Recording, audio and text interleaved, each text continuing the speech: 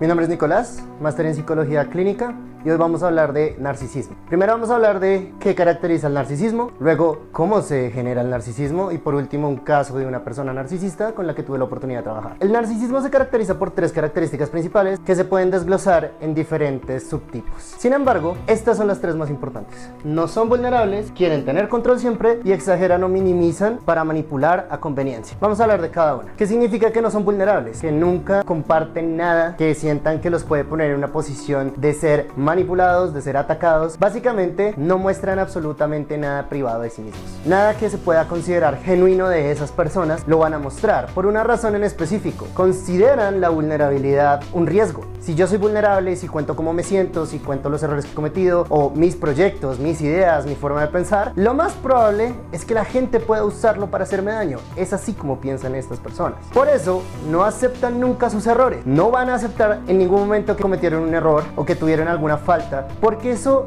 significaría que efectivamente pueden criticarlos, pueden juzgarlos, y eso lleva a su peor temor, es ser lastimados emocionalmente. Por ende, tampoco aceptan el malestar, a menos de que sea para manipular, en forma de victimismo. Es tu culpa que yo me sienta así, pero jamás van a aceptar el malestar en términos de cometí un error y me siento culpable, me siento ansioso, me siento molesto. Siempre estas personas están bien, realmente están ocultando lo que sienten para no sentir que les pueden hacer daño. Entonces, su falta de vulnerabilidad los lleva a tener una falta de reconocimiento de errores, una falta de reconocimiento de su situación emocional real, y eso los lleva a tener una falta de empatía. Si yo no escucho lo que siento, mucho menos voy a escuchar o prestarle atención a cómo los demás se sienten. Por eso son tan egoístas, porque realmente no reconocen el daño que hacen en otros porque no les interesa reconocerlo. Luego llevamos a quieren control siempre. ¿Por qué? Para una persona narcisista, el control es la única forma de garantizar que tiene la seguridad de que no le van a hacer daño. Y el control no hace referencia a autocontrol, hace referencia a control sobre los demás, sobre mi entorno. Y en ese orden de ideas lo que yo necesito es que las personas a mi alrededor hagan lo que yo digo. Lo que sea que yo quiera, lo van a hacer. Y para eso utilizan la violencia de cualquier tipo. ¿Qué tipo de violencia estamos hablando? Verbal, insultos, agresiones, psicológica, comentarios hirientes, manipulaciones, extorsiones, sobornos, o física,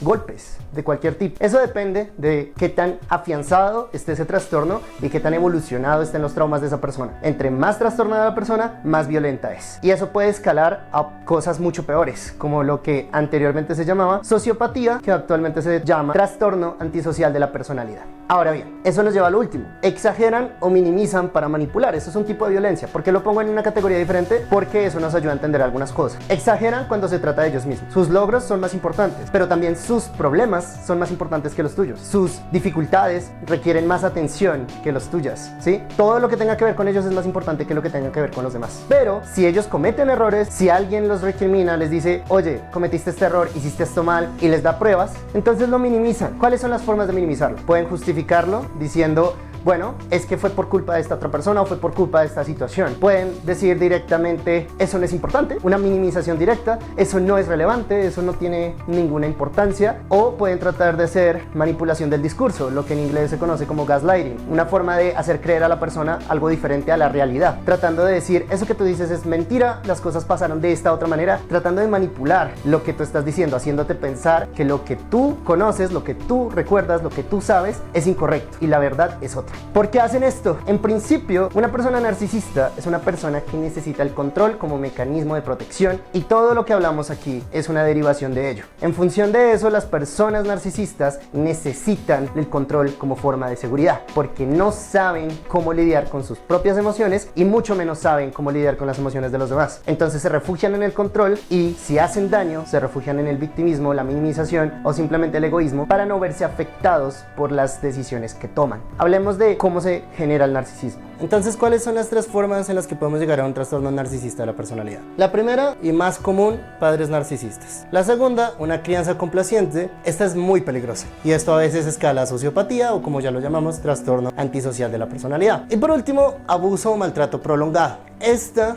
y esta se parecen mucho. Cuando yo tengo abuso prolongado, aunque no sea por parte de mis padres, puedo desarrollar exactamente lo mismo que si hubiera tenido padres narcisistas, solo que los mecanismos son un poco diferentes. Hablemos de cada uno. ¿Cómo funciona la crianza de un padre padre narcisista? Primero, es una crianza autoritaria. Padre o madre o ambos impositivos, es lo que yo diga, castiga físicamente, verbalmente, comentarios hirientes y suele generar también todo lo que vienen siendo conductas narcisistas. Si yo como padre cometo un error, no, yo no cometí ese error, tú cometiste ese error o lo que hice por tu culpa, incluso aunque no tenga ningún sentido. Por ejemplo, si yo como padre un día estoy molesto y boto un plato al piso y lo rompo, voy a culpar a mi hijo o a mi hija diciendo es que yo estoy molesto por su culpa, aunque el niño no haya hecho nada. Conductas narcisistas de ese tipo. Y normalizar el maltrato. Si yo crezco con un padre narcisista o una madre narcisista, pues yo quiero creer que me aman, porque lo necesito. Como niño, como niña, necesito creer que mis padres me aman. Entonces, ¿cuál es el problema? Que empiezo a entender que si ellos me aman, pero me maltratan, entonces el maltrato es igual a amor. Entonces normalizo el maltrato. No, mis padres me aman, aunque me golpeen, aunque me regañen injustificadamente, aunque me griten, aunque me insulten. Entonces significa que el amor es parte de eso. Y cuando yo normalizo el maltrato, empiezo a normalizar que me maltraten otras personas y también normalizar que yo maltrate a otras personas. La segunda manera, una crianza complaciente. Esta es la más peligrosa. Primero, falta de límites. Mi hijo puede hacer lo que quiera y si hace algo malo, le hace daño a otras personas o hace algo incorrecto, es un niño, es normal, no lo juzgue. O es un adolescente, sus cosas de adolescentes, normalizar sus conductas negativas. Segundo, falta de esfuerzo. El niño no tiene que esforzarse por nada o la niña no tiene que esforzarse por nada porque yo le doy todo. ¿Quieres esto? Te lo doy ya. Te doy todo lo que tú quieras. No tienes que esforzarte por nada. Eso genera en el niño o en el adolescente o en la niña la sensación de que el mundo le tiene que dar todo lo que quiera cuando lo pida, sin importar qué. ¿Por qué? Pues porque está acostumbrado a eso con sus padres y luego va a exigir eso a las demás relaciones que tiene. Y tercero, la obtención inmediata. Entonces no tienen nada de paciencia. Si tú no le das lo que quiere en ese momento, si son niños lloran, si son adolescentes tienen malos comportamientos, incluso pueden llegar a ser violentos. Se vuelven totalmente antipáticos, totalmente egoístas y peligrosos porque creen que se les debe todo, creen que todo es para ellos y lo que sea que pidan es lo que es y tienen que dárselo. Y si les pones límites, los estás agrediendo y reaccionan de manera súper agresiva, amenazante. No sé si han visto en algún momento videos donde a una persona le dicen no y esta inmediatamente empieza a romper las cosas o amenaza con denunciar acoso sexual que no está ocurriendo. Por ejemplo, los típicos videos de una persona en un Uber y en ese Uber la persona dice no te voy a pagar y si no me llevas a donde quiero entonces te voy a denunciar con la policía. Eso es este tipo de narcisismo. Una persona que cree que tiene derecho a todo y que todos le tienen que hacer lo que esa persona crea porque si no lo hacen está mal y esa persona está bien en todo lo que hace. Muy peligroso. Esto crea criminales realmente. Ser complaciente con tus hijos vuelve a tus hijos criminales. Ahora, el último, el abuso o maltrato prolongado. Aquí estamos hablando de parejas, amistades, jefes o compañeros de trabajo, maltratadores o narcisistas directamente. Que no es que sea que el narcisismo y el maltrato son cosas diferentes. El maltrato es parte del narcisismo. Pero quiero dejar claro que no todas las personas que maltratan son narcisistas. Hay otro tipo de traumas, hay otro tipo de trastornos. Entonces, por ejemplo, una persona alcohólica que golpea a sus hijos no necesariamente es narcisista porque recuerden que el punto central del narcisismo es el control. Y una persona alcohólica que golpea a las personas no necesariamente está buscando control. Tal vez simplemente está teniendo un episodio de violencia exacerbada por traumas no resueltos y por la desinhibición de la corteza prefrontal producto del alcohol. Entonces simplemente está reaccionando de manera impulsiva. O sea, no todos los agresores son necesariamente narcisistas, pero todos los narcisistas agreden. Y por eso hay que delimitar qué es y no qué no es. Pero el punto central es, el narcisismo se trata de controlar a los demás a través de cualquier medio y haciendo cualquier daño que yo quiera, buscando el control. Entendiendo esto, vamos a entender dos tipos de subcategorías del narcisismo. Las principales dos categorías son los pasivo-agresivos y los agresivos. Típicamente, las personas narcisistas pasivo-agresivas son mujeres. Típicamente, las personas narcisistas agresivas son hombres. La diferencia está en su uso primordial de la violencia. Mientras que esta es más verbal, esta tiende a ser más física. Pero también existen hombres pasivo-agresivos como existen mujeres agresivas desde el narcisismo. Entendamos cada uno. Los pasivo-agresivos utilizan principalmente la manipulación. Quiero utilizar las palabras, quiero utilizar el discurso, quiero utilizar el contexto para obligarte a ti a hacer lo que yo digo. Entonces, ¿qué estrategias pueden hacer? Victimización. Lo que yo siento es tu culpa. Tú eres responsable de que yo esté sufriendo, tú eres responsable de lo que está pasando, solucionalo o haz lo que yo te digo. En ese orden de ideas pueden existir cosas como si fui infiel, es tu culpa por no haberme cuidado. No me hago responsable del hecho de que yo te hice daño al serte infiel. No, el problema es tuyo porque tú no me cuidaste. Típico de la victimización. Ejemplos así hay muchísimos. Soborno. Si haces lo que te digo, te voy a dar un poco de lo que quieres. Entonces, por ejemplo, yo estoy buscando a una persona y esa persona no me da la relación de pareja que yo quiero, pero me da pequeñas muestras de afecto, un abrazo, un beso, incluso relaciones sexuales ocasionales, pero nunca me da lo que realmente estoy buscando. Pero cuando yo me alejo, cuando yo ya no quiero estar ahí porque sé que no es bueno para mí, entonces me da un poquito de lo que yo quiero. Eso en inglés se llama breadcrumbing, pero se puede entender como soborno. Luego está la tergiversación, un poco lo que mencionábamos anteriormente. Yo voy a tratar de cambiar los hechos para que se acomoden a lo que yo pienso, a pesar de que es claro que las cosas no fueron así. Yo voy a acomodar los hechos como a mí me parezca para que sea más conveniente para mi discurso. Y por último, herir verbalmente. Si yo conozco cosas de ti, si yo sé cosas que te duelen, voy a usarlas para lastimarte cada vez que tú no hagas lo que yo quiero. Típico de padres o madres narcisistas que lo que hacen es herir a sus hijos con comentarios como eres un inútil, nunca vas a lograr nada, siempre eres una decepción, cosas de ese estilo. También me aplica para parejas narcisistas con comentarios como mi expareja lo hacía mejor que tú, mi expareja era más atractiva que tú, mi expareja era X mejor que tú, cualquier aspecto, siempre comparativas constantes, o incluso comentarios como mis compañeros de trabajo o este compañero de trabajo o esta persona es mejor que tú en este aspecto, siempre con comentarios que hieran a la persona. O por ejemplo, incluso cosas peores. Tu mamá tenía razón cuando decías que eres un perdedor, tu papá tenía razón en abandonarte porque tú eres una porquería, bueno, etcétera.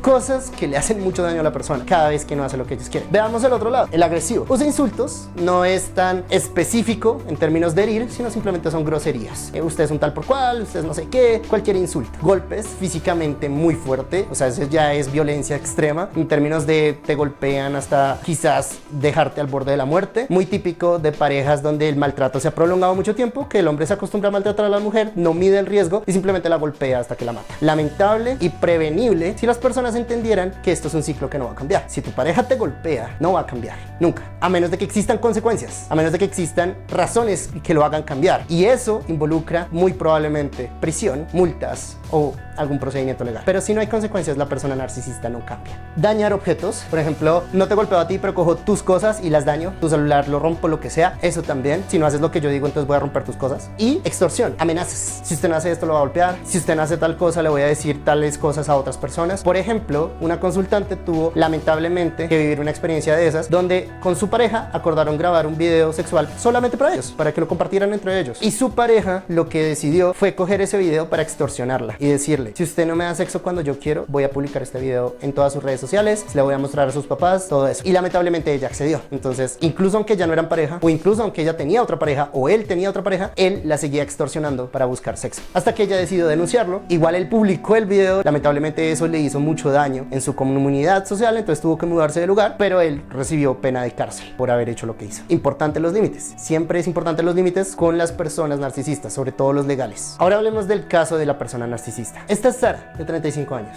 Su madre, de 57 años, una mujer con rasgos narcisistas, y su padre, de 63 años, con rasgos narcisistas también. ¿Por qué digo rasgos y no trastorno? Porque a ellos yo no los vi, y lo que supe de ellos fue por el reporte de Sara. Entonces yo no puedo estar seguro de que todo lo que dijo era verdad, pero por lo que dijo, tenían rasgos narcisistas los dos. Ahora bien, ¿cuál es la diferencia entre tener rasgos y trastorno? Básicamente el diagnóstico. Los rasgos vienen siendo comportamientos, el diagnóstico es simplemente la confirmación de que sí tienes el trastorno. Sara tenía un trastorno narcisista de la personalidad. Era una persona que tenía todos los factores de riesgo que evaluamos anteriormente. Tuvo padres narcisistas, tuvo parejas que la maltrataron a lo largo de su historia de vida, y producto de todo eso, era una persona cero vulnerable, que no reconocía sus errores, que culpaba a todos los demás de sus problemas, que era muy pasivo-agresiva, trataba de herir a las personas para hacer lo que quisieran, los trataba de manipular constantemente, y finalmente se quedó sola. No tenía amigos, no tenía pareja, ni contacto con su familia. Sus padres estaban vivos, pero la relación estaba totalmente destruida. No existía ningún tipo de relación. Para hacer el cuento corto, básicamente la mamá de Sara no era narcisista, su padre sí lo era, y la maltrató durante muchos años, un periodo de alrededor de 15 años, antes de que la mamá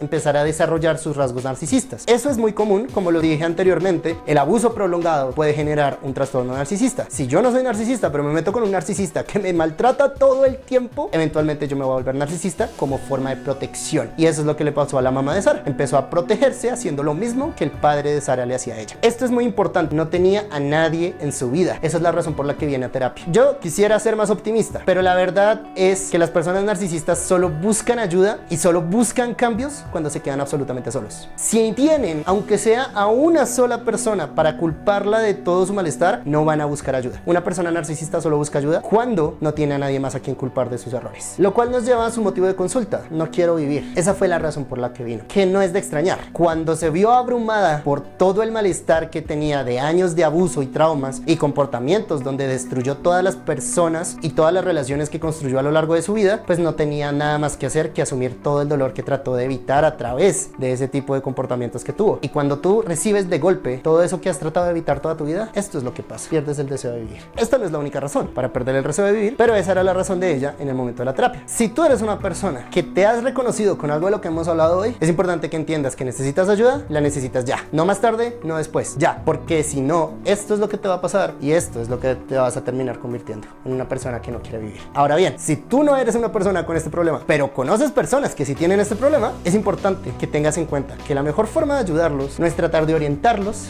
no es tratar de evitarles los problemas, no es sobreprotegerlos, no es justificarlos, es ponerle límites. Los límites son los que sanan a estas personas y el final de los límites suele ser cortar la relación. Lamentablemente muchas veces se tiene que llegar a eso. Ella era muy interesante en consulta. A todo lo que yo le decía que estaba mal y luego lo aceptaba, pero cuando lo aceptaba decía que ya lo sabía. Su falta de vulnerabilidad. Yo quiero tener control todo el tiempo. Es absolutamente desgastante, pero es necesario para que ella se pueda sentir cómoda de vulnerarse. Con el avance de las sesiones, las explicaciones sobre su comportamiento, entender cómo su familia le llevó a este tipo de situaciones, es lo que le permitió empezar a sanar. Conocerse, conocer su problema, le permitió empezar a sanar. Con ella trabajamos muchísimas cosas, o sea, fue una terapia de más de 50 sesiones. No podría resumir aquí todo lo que trabajamos, pero lo más importante que quiero que se lleven de esto es, para trabajar con una persona narcisista hay que poner límites y si eres una persona narcisista, lo que necesitas es conocerte, entender a profundidad quién eres para poder sanar todo ese daño que tienes dentro y entender que esta no es la manera de afrontar la vida, no es a través de violencia, no es a través de manipulación, no es a través de querer tener control, sino a través de otras herramientas que podemos entrenar en sesión que te pueden llevar a tener una vida plena y satisfactoria. Espero que les haya gustado este video. En el siguiente caso vamos a profundizar cómo es el cambio de ser una víctima del narcisismo a una persona narcisista.